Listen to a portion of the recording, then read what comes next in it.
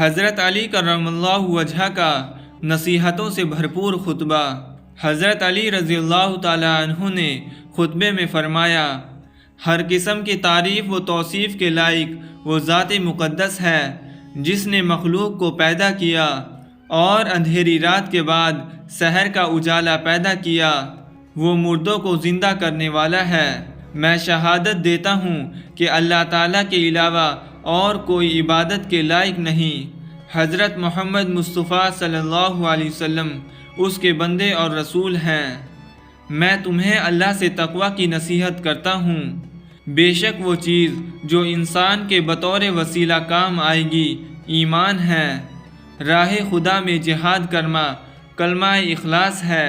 کلمہ اخلاق فطرت ہے، یعنی اصل دین، اور نماز قائم کرنا ہے۔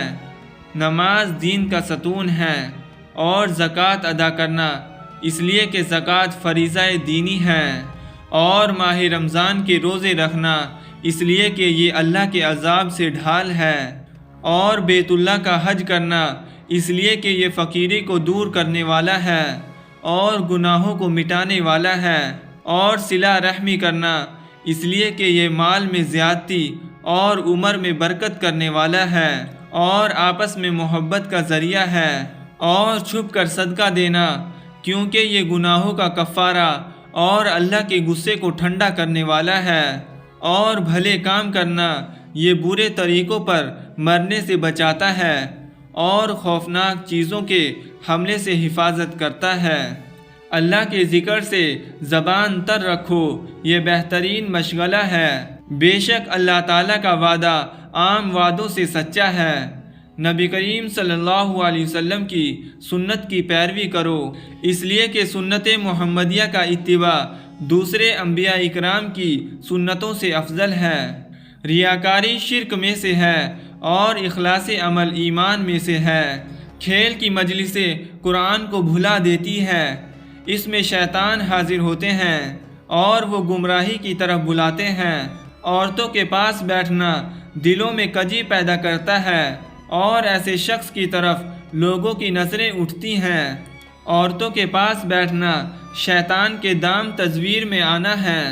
اللہ کے ساتھ سچائی کا معاملہ کرو، اللہ پاک صداقت شعاروں کے ساتھ ہے۔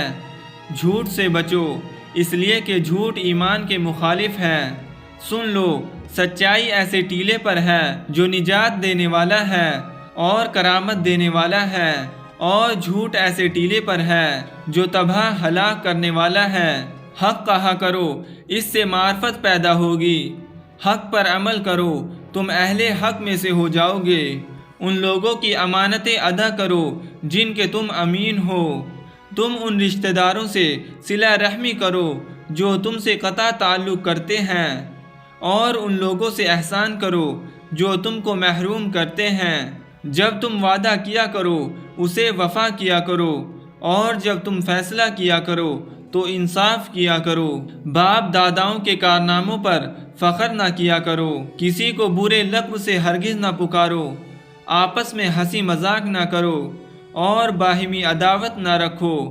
ضعیف، مظلوم، مقروض اور مسافر کی امداد کیا کرو۔ بیواؤں اور یتیموں پر رحم کرو، اور ایک دوسرے کو کثرت سے سلام کیا کرو۔ اور سن لو، تم اب مہلت کے زمانے میں ہو، اس کے پیچھے موت ہے جس کا جلدی ذائقہ چکھنا ہے۔ جس نے اپنے عمل کو اس مہلت کے زمانے میں اللہ کے سامنے حاضر ہونے سے قبل خالص کر لیا، اس کا کام اچھا ہوگا اور اسے کامیابی کی امید ہوگی، اور جس نے اس میں کوتاہی کی اس کا عمل خسارے میں پڑے گا اور اسے کامیابی کی امید نہیں رہے گی۔ رغبت اور ڈر دونوں حالتوں میں عمل کرو۔ اگر تمہیں تمہاری مرغوب چیزیں حاصل ہوں تو اللہ کا شکر ادا کرو، اور اس کے ساتھ اللہ کے خوف کو بھی شامل کر لو۔ اور اگر تم پر خوف و دہشت کی چیزیں نازل ہوں تو اللہ تعالیٰ کا ذکر کرو، اور اس کے ساتھ اللہ کی رغبت کو جمع کرو، اس لیے کہ اللہ تعالیٰ نے اس کے بدلے میں اپنے بندوں کو بہترین اجر کی خوشخبری دی ہے، اور جس نے شکر کیا اللہ نے اس کے لیے نعمتوں میں اضافہ کیا۔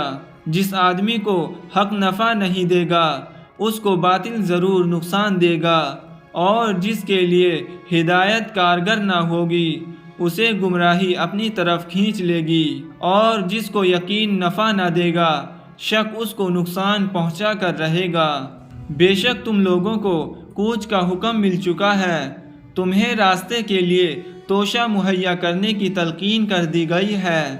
سن لو، زیادہ خوف کی چیزیں جس کا میں تم پر خوف کرتا ہوں وہ دو باتیں ہیں: لمبی لمبی امیدیں باندھنا اور خواہشات کا اتباع کرنا۔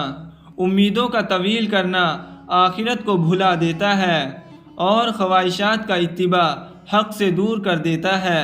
سن لو، دنیا نے منہ موڑ کر قصد سفر کر لیا ہے، اور آخرت کی منزلیں قریب آ رہی ہیں۔